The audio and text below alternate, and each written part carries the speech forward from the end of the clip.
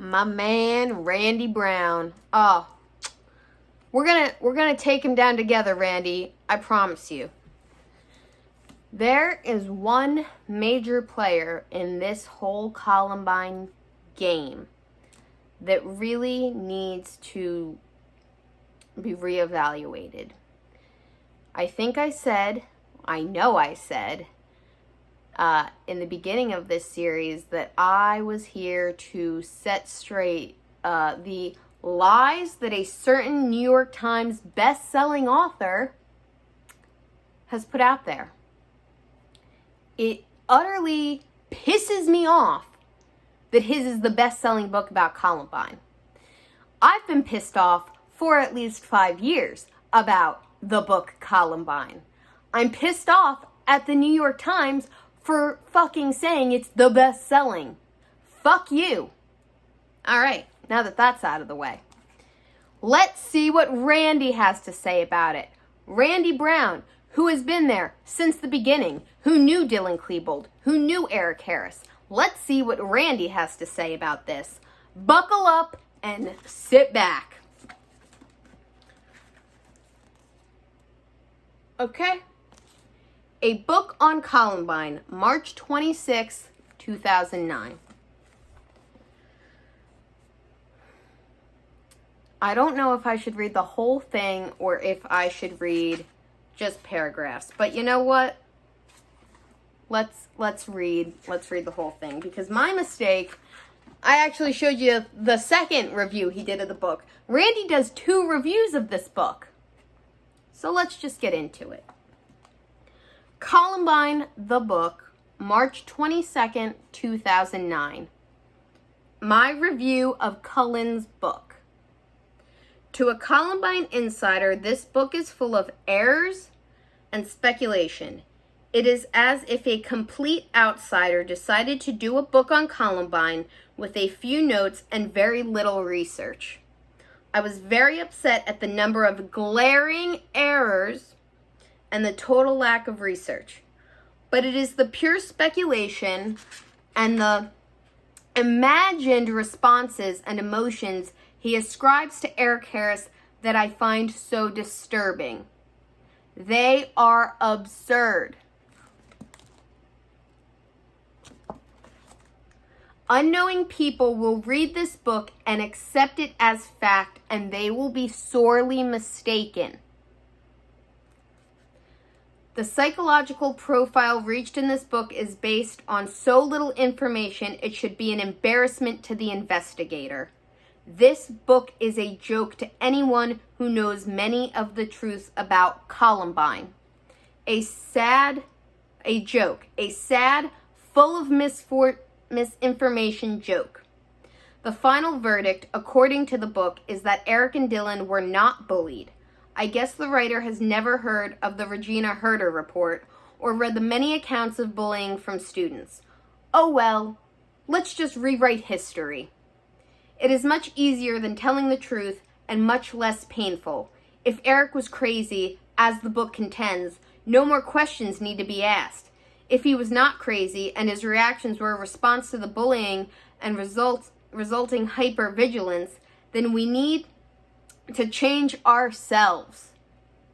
Crazy as an analysis is so much easier.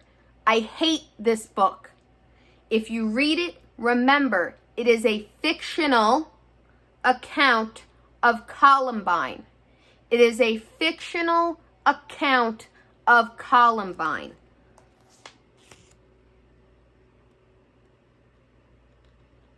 There, I'll even give you the page number if you have it. A Book on Columbine, March 26, 2009. My second review of Cullen's book.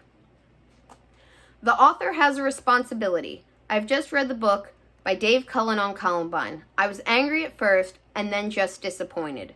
I read it knowing this was not a novel, not fictional, but a story about a real tragedy with real people involved. I read it knowing that the story is so complicated that some errors are expected. I read it with the expectation of imperfection, but with the assumption that the author would research his story and try to get as close to the truth as possible. What I have found is just the opposite. The author relied on two main sources for his book: a police officer from Jefferson County and the lead FBI agent, remember what we said, for the investigation. Both are not reliable sources without some corresponding research into the other facts that exist, and they both certainly have a biased agenda. The police officer and the FBI investigator both have slanted agendas, biased by the law officer's point of view, and both should have been kept out of any objective story about Columbine. At the very least, they should have been interviewed, and their interviews weighed with real facts as they were revealed years later. I'm not saying they are dishonest, just that they have such specific agendas that the story shouldn't rely on their input for its soul. Unfortunately, it does. The bullying, which is such a large part of Columbine, is dismissed by the FBI agent and the author. And that glaring omission changes the story of Columbine to a work of fiction. So many students from the school have told us about the bullying, and so many interviews by the police during the tragedy mention the bullying that is inconceivable to me that this was just left out of the book and dismissed in its entirety.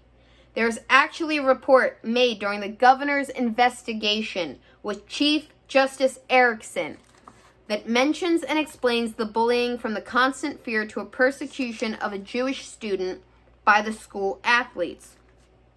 Perhaps the author should have read the Regina Herder report. To leave this major part out of the tragedy out of the story is to rewrite history. This is what this book is: a revisionist version of the Columbine tragedy, which leads the reader to believe so many falsehoods that upon completion of the book, I even question all of the things I know to be facts. I even question my knowledge of Columbine, and I lived it.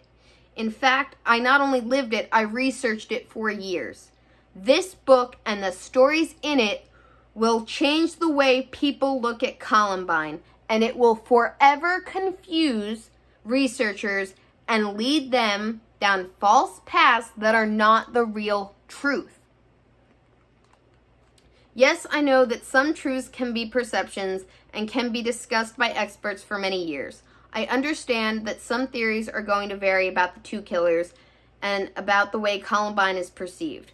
As an example, the failure of the police to go into the school for hours is seen by many as cowardice. It is the glaring example of failure of the police to protect children and citizens, and the failures at Columbine led to drastic and serious changes to first responder methods. That is basically a truth.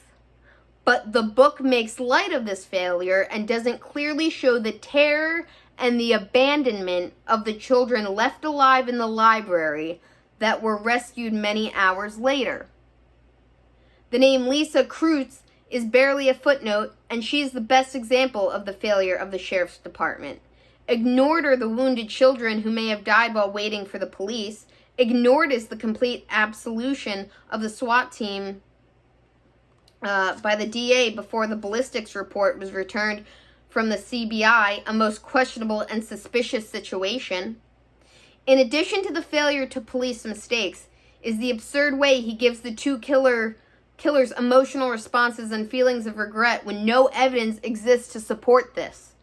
It is akin to a World War II reporter saying that the Nazis were sorry and that they didn't really mean it. Really? As a Columbine parent, I find this book repulsive for the main reason that it rewrites the Columbine tragedy. The author doesn't owe me anything, even though I was interviewed for the book. The author owes the public an attempt to tell the true story about Columbine, not an agenda-influenced version based on the stories of two policemen and some incomplete research. I am disgusted, discouraged, and disappointed, and sorry that this book fails the people of Columbine in so many ways. I am mostly sad that some reader will read it in 3 to 5 or 25 years and think that this is the truth. They will be very wrong. I'm going to read that part one more time. I am mostly sad that some reader will read it in 3 years or 25 years and think that this is the truth. They will be very wrong. The people who lived through Columbine know parts of the truth. Everyone knows a different story, and every story is painful and sad. It is better not to tell the story of Columbine if the truth about bullying, the environment at the school, and the causes for the murders are diminished by pseudo-experts who use the tragedy to further their own career or to rewrite history to make the police look good. Anyone who watched the police response at Columbine for hours and saw staging but no activity knows the truth about the police response. It is described in one word: failure. In fact, the police failed us before, during and after Columbine. In their defense, the new responder policies are a direct result of brave policemen watching the failure at Columbine and correcting the problem with new policies designed for quick, direct, and effective response to a school shooter situation. But the biggest problem I have with this book is the easy summary that the author and his expert arrive at. There was no bullying. Eric was just crazy. That is so easy, it is banal. That is so easy and so convenient. If one of the killers was crazy, then we can all relax. It is beyond our power to change it. It is an act of God, and craziness stands as the panacea for all the worried parents. I don't know that word. Crazy means that we do not need to acknowledge our part of this tragedy. We do not need to acknowledge our violent world, the environment of bullying and humiliation in the school, the alienation, the loneliness, the depression, the failures of the psychologists and counselors before Columbine, and the pain. We do not have to change. We do not have to try to stop the next school shooting because you can't stop crazy. Crazy is easy. Self-analysis and acknowledging our failures is very difficult and very painful. How will we ever learn from this and stop the next school shooter if crazy is the final analysis? That is the source of my disgust. This is a revisionist story about Columbine that does not acknowledge the many truths about the Columbine tragedy, which actually dismisses the real cause of the tragedy in print for the parents, principals, psychologists, counselors, and others to read. This Columbine story, told by an outsider without the complicated and multiple causative factors explained, leaves the reader with a misconception that will last forever. It was a real tragedy. If the author can't tell the truth, he should have written a fictional novel. Randy Brown, a Columbine parent. Fuck yeah, Randy. Please buy Randy Brown's book. Buy Brooks Brown's book. Buy any other book but Dave Cullen's. Because it is trash, it is full of lies, and he should be beyond ashamed of himself. He should be in jail because he is most definitely part of the problem. If it seems like I'm fucking angry, I am. I've said this for 5 years. And every time somebody comes up to me and goes, "Oh, did you read Columbine by Dave Cullen?" I just want to scream. 'Cause he's right. That's a fucking work of fiction. And the second you accept it, you are also part of the problem. So please, do us all a favor and listen to Randy Brown. Thank you. We got a bit of a PS, everybody. I found some more that he talks about Dave Cullen. Dave Cullen wrote the book Columbine. It is laughable, despite its tragic nature. It talks about Eric having as much sex as the football players, which is absurd. He told the story using the police as his source, taking the side of the police and the FBI. He told one story based on a false witness who had claimed to be Eric's girlfriend, which was a complete fabrication. There is a note in Eric's journal that says he needs to get laid before Columbine. A pitiful and sad note to himself. He died a virgin. and Cullen wrote about him being a player. There is very little truth in that book, and it is the best-selling book on Columbine. So, if we could change that, that'd be amazing.